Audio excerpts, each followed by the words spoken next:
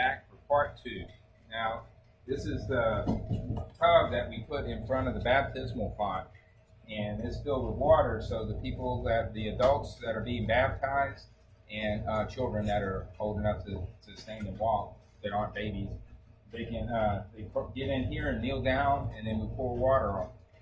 Now, the baptismal font in the church is right in here, and the water flows out and goes on the shell and then down into that. And this is my garage.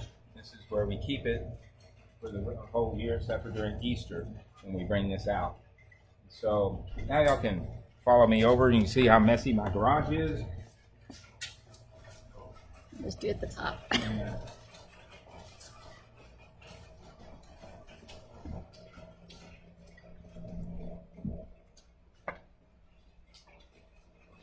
For video.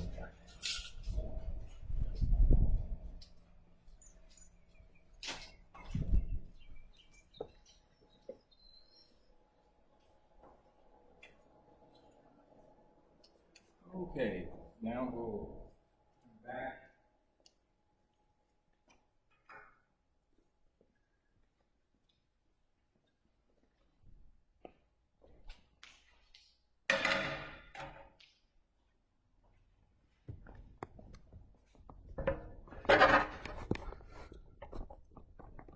Okay, now we have that tub that I showed you in the garage. It goes right here on the floor, and this is the baptismal font. It's dry right now because of the pandemic, but we normally it'll be filled up with water. Water be overflowing here and flow out down into that tank.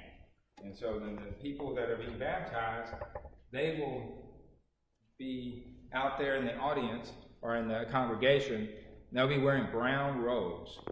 Now, back in the early church, way long time ago, they used to not even be able to come into church until they were baptized.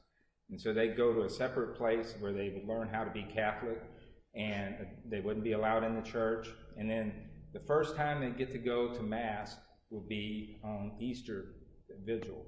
And so they would come in, they'd have their old clothes on, and they would go and get baptized. They take off their old robes, go into the baptismal font, have the water poured over them, have their sins washed away, and they would go and change into the white robes, and then they would go into the church to celebrate Mass for the first time. And so it would be a really amazing experience for them. And it's still amazing now, but we don't have a second church or anything for them to gather in. But it's still a very amazing experience. I'm a convert myself, and so I was 16 years old when I got baptized, and so I was old enough to remember it, and it was a very, very powerful experience when coming into the church. And so those people will get to experience it, and while they're changing clothes, then they get the bucket of water,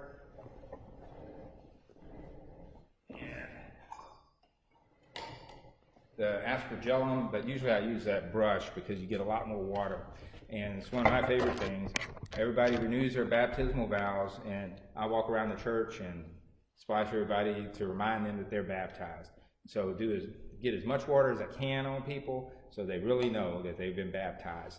And then they come back out and join the congregation, and we celebrate the liturgy of the Eucharist, and those people that just came into the church get to receive our Lord's body, blood, soul, and divinity in the Eucharist for the first time. And it's joyful. It's a lot of fun. And I'm really sad we aren't going to be able to do it this year, but we will get to do it later. And it's still Easter. And the most important thing about Easter is it's the night that Christ rose the day that Christ rose from the dead.